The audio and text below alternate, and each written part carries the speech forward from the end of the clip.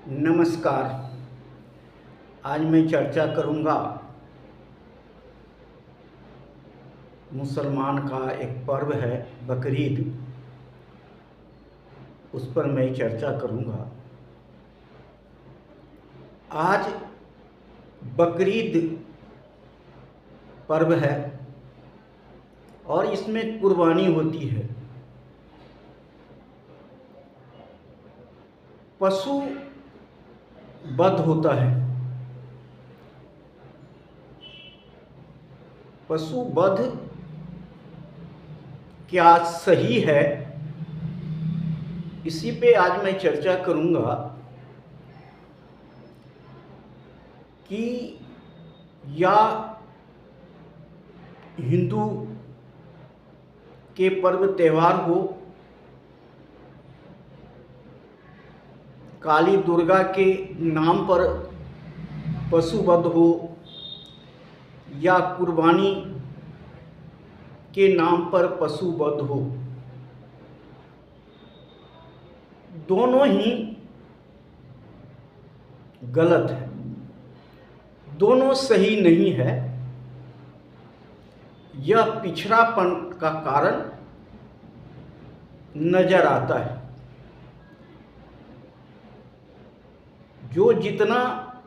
जिसमें जितना पिछड़ापन है वो उतना ही पशु बलि कर रहा है। पहले हिंदू में भी पशु बलि जोर शोर से होता था, लेकिन जब मानव में चेतना आई, चेतना का संचार हुआ, बुद्धि का विकास हुआ, तर्क वितर्क का विकास हुआ, तो ये धीरे धीरे प्रथा कमता गया। लेकिन मुसलमानों में अभी पिछड़ापन के शिकार मुसलमान बहुत ज़्यादा है, जिसके कारण इस प्रथा में कमी नहीं देखा जा रहा है, बल्कि दिन प्रतिदिन यह प्रथा पशु बलि बढ़ता ही जा रहा है, बढ़ रहा है। और आज के नौजवान मुसलमानों में भी आज नौजवान पढ़े लिखे हैं, पढ़ लिख रहे हैं, और वो भी इसको विरोध नहीं कर पाते हैं। जानते हुए भी, समझते हुए भी इस चीज़ को विरोध नहीं कर पा रहे हैं। कट्टरपंथी दोनों तरफ है जो इसको बढ़ावा देता है। मुल्ला मौलवी ये अल्लाह से जोड़ करके और जो ग्रंथों में है उससे या जो पहले से हो रहा है, इसको उदाहरण देते हुए समझाने का कोशिश कर रहे हैं। लेकिन आज के नौजवान तर्क वितर्क करके सुधारने का कोशिश नहीं कर रहा है। जो भी पशु बलि होता है वह कहीं न कहीं गलत है। कबीर ने जोरदार खंडन किया है पशु बलि का, और बुद्ध ने भी पशु बलि का खंडन किया है, और उन्होंने पशु बलि को रोकने का प्रयास किया है।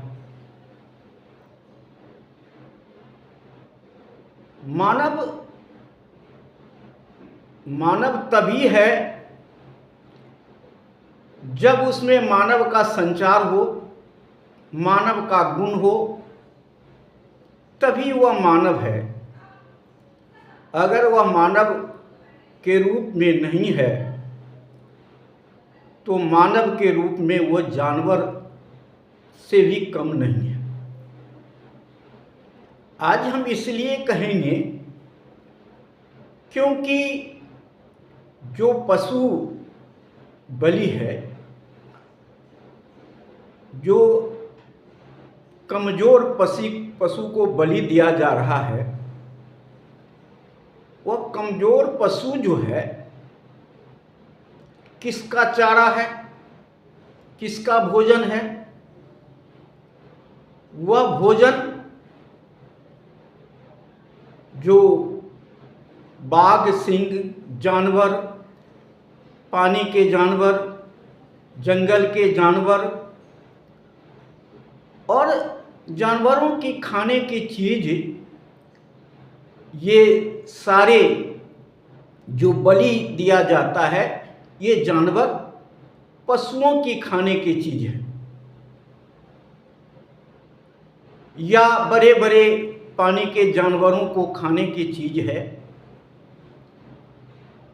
आप देखते होंगे कि हर जानवर का भोजन, जानवर में ही आप देखते होंगे कि शाकाहारी है, मांसाहारी है और इसी तरह के जानवर एक दूसरे जानवर को खा करके उसका पेट भरता है, बल्कि उसका प्रकृति को बचाने का प्रयास करता है। सभी जानवरों का होना प्राकृतिक में जरूरी है, इसलिए जानवर का भोजन जानवर होता है। जैसे जल के बीच मछली का भोजन मछली होता है और मछली भी किसी जल के जानवर का भोजन होता है, लेकिन यह भोजन मानव का नहीं है, यह भोजन मनुष्य के लिए नहीं है। मानव के लिए तो पृथ्वी ने 56 प्रकार का भोजन तैयार करके दिया है और वह 56 प्रकार भोजन को ग्रहण करके वह मानवता का परिचय दे सकता है और बुद्धि का विकास कर सकता है। लेकिन आज मानव जानवर को खाना खा करके जानवर के प्रवृत्ति का बन गया है और बनते जा रहा है। कट्टरपंथी लोग उसी विचारधारा की, जो जानवर की विचारधारा है, उसी विचारधारा को अपना रहे हैं और उनमें दया, प्रेम, दया, करुणा, ये सारा मर गया है। न दया है, न प्रेम है, न करुणा है उनके बीच, और वह मानव के रूप में जानवर हैं, ऐसा प्रतीत होता है। क्योंकि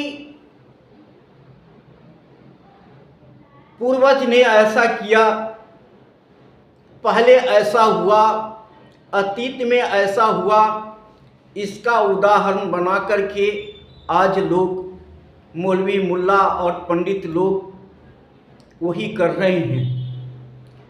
लेकिन अतीत में क्या हुआ, अतीत में भोजन की क्या व्यवस्था थी, उस समय की परिस्थिति क्या रही होगी, उसके अनुसार मानव जिंदा रहने के लिए जानवर को वध किया होगा। लेकिन आज के मानव को तो यह सोचना चाहिए, आज के मनुष्य को तो यह सोचना चाहिए कि आज भोजन की कमी नहीं है, आज तो 56 प्रकार के भोजन तैयार है, और आज के तारीख में अगर ये पशुवध होता है तो सोचनीय विषय जरूर है। आज ये भी नहीं कहा जा सकता कि मुसलमानों में पढ़े लिखे लोग नहीं हैं, हिंदू में पढ़े लिखे लोग नहीं हैं। पढ़े लिखे लोग तो दोनों तरफ हैं, लेकिन वह पढ़े लिखे लोग वह मौन व्रत धारण किए हुए हैं, तमाशा देख रहे हैं और तर्क करके इसको विरोध करने की कोशिश नहीं करते हैं।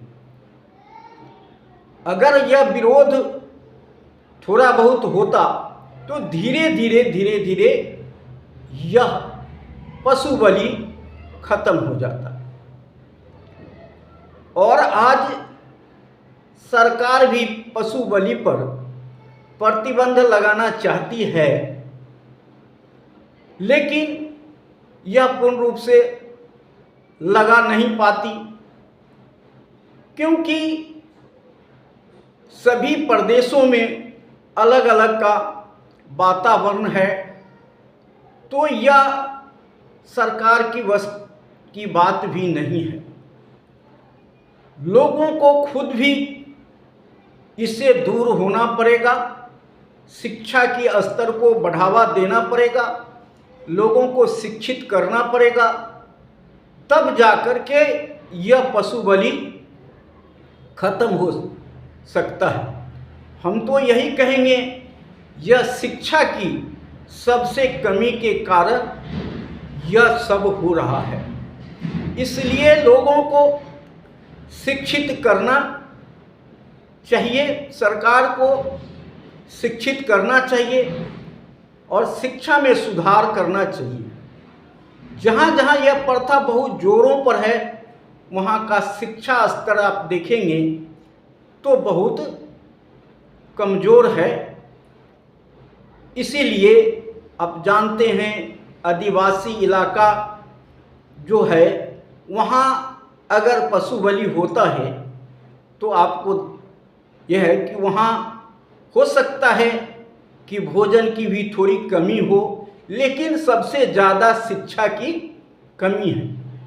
भोजन तो वहाँ पहुँचाया जा सकता है, क्योंकि देश में अन्न इतना पैदा होता है जो कि पूरे देश के हर कोने में भोजन को पहुँचाया जा सकता है।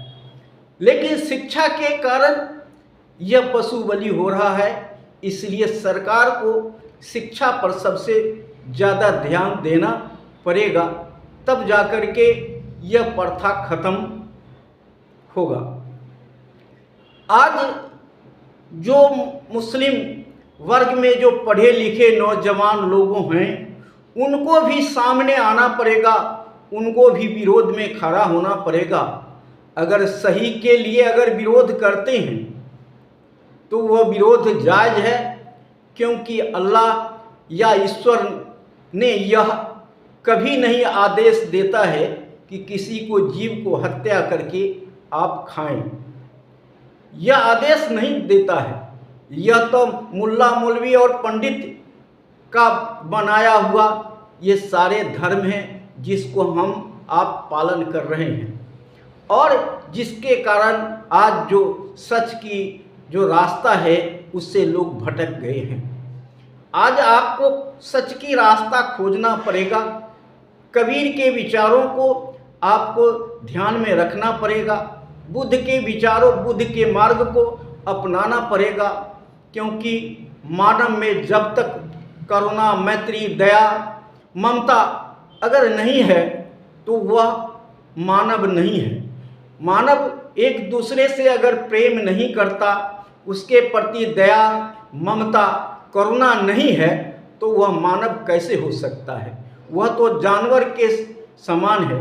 इसलिए बुद्ध और कबीर के विचारों को आगे बढ़ाना पड़ेगा, तब जाकर के हमारे देश में जो यह पशु बलि है दोनों तरफ से यह खत्म किया जा सकता है। और सबसे ज़रूरी है शिक्षा। शिक्षा के स्तर को सुधारना होगा। सरकार को शिक्षा के मद में ज़्यादा से ज़्यादा खर्च करना पड़ेगा, क्योंकि सरकार शिक्षा देना नहीं चाहती और सरकार के कारण ही ये सब हो रहा है। अगर शिक्षा में अगर सुधार हो जाता तो शायद यह सब यथाशीघ्र दूर हो सकता है। इसलिए सबसे ज़रूरत है शिक्षा में सुधार की। अगर शिक्षा का सुधार हो जाए तो यह पशु बलि आपे आप खत्म हो जाएगा। कानून बनाने की कोई ज़रूरत नहीं पड़ेगी।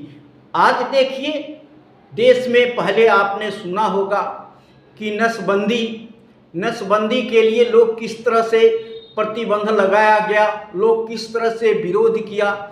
आज देखिए, नसबंदी लोग खुद ब खुद कर रहे हैं, क्योंकि शिक्षा जिस प्रकार आगे बढ़ा, लोगों को समझदारी आई और आज देखिए किसी के पास एक दो से बच्चे से ज़्यादा नहीं है और बहुत कम लोगों के पास बच्चे ज़्यादा है।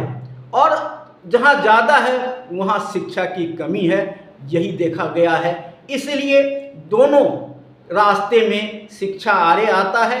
इसलिए शिक्षा को आगे बढ़ाना पड़ेगा, शिक्षित करना पड़ेगा, तब जाकर के यह प्रथा को अंत किया जा सकता है।